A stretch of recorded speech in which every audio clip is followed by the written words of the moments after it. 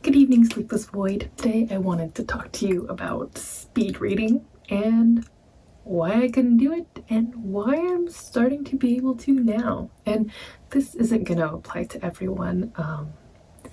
It's actually a pretty unique situation, but maybe it'll help at least a couple of people if anyone sees it.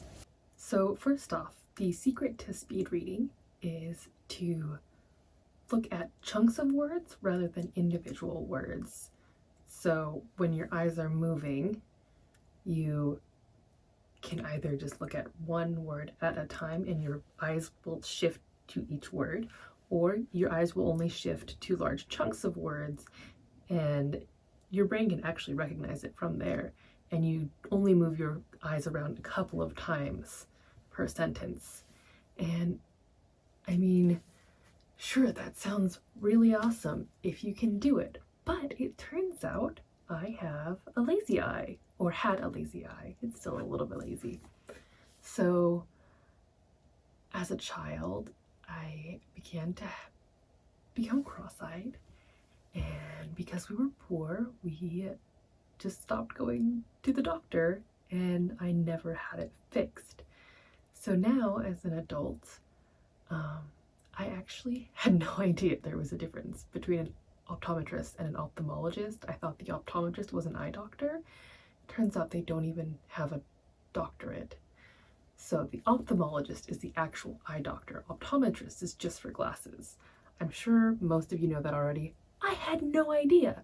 So when I heard about this thing called an ophthalmologist, I was like, well, shoot, maybe I should see one of those because the optometrist hasn't done anything about my eyes and they're just slowly getting worse and worse. And the ophthalmologist said, wow, you should have had this fixed as a child. There aren't actually a lot of ophthalmologists who do surgery on adults for lazy eyes, or strabismus is what it's called. And so the issue is my eyes are, one of them is nearsighted and the other one is farsighted, and basically my brain just ignores whichever one is not in use at the time. So if I'm looking at something far away, my left eye will focus on it. If I'm looking at something up close, my right eye will focus on it. And then if something is just like a little bit far away, like this camera, my eyes would just cross and get really confused about what to do. And so I wasn't able to make eye contact with people.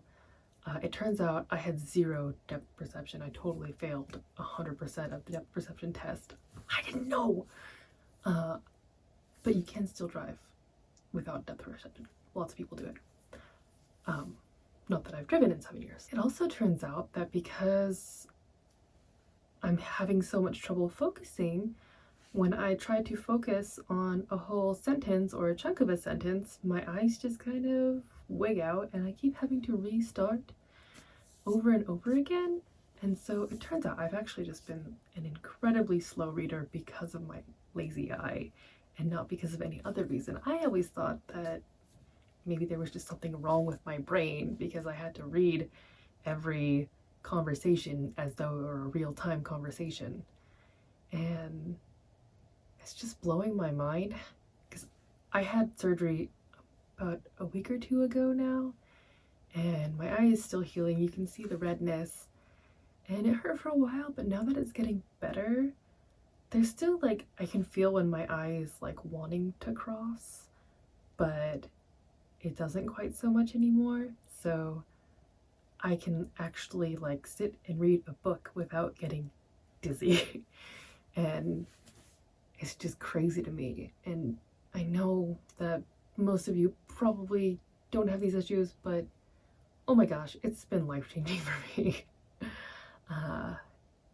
I know that some people with lazy eyes also get very thick like Coke bottle lenses, which technically could have been an option for me, but according to my ophthalmologist, they would have been like 40 or 45 prism, which is like the glasses would have to be this thick in order to work. And like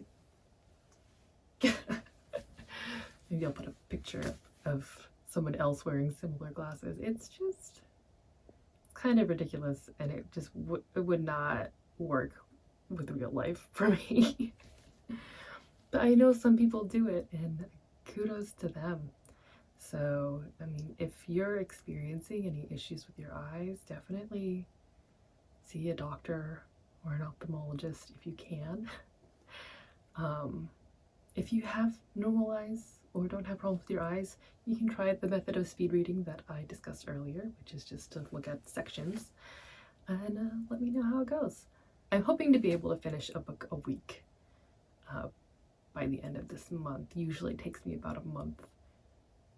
Well, it usually takes me about 2 weeks to finish a book, depending on the length. So I'm pretty excited about my reading list this year. Usually I read about 30 books a year. I'm hoping to get that up to 50. Wish me luck. I know a lot of other booktubers read like 100, which is insane to me. I don't even know how you can process that much information, but to each their own. Anyway, like and subscribe if you can. Let me know in the comments how your eye situation is and if you are able to speed read. Until next time.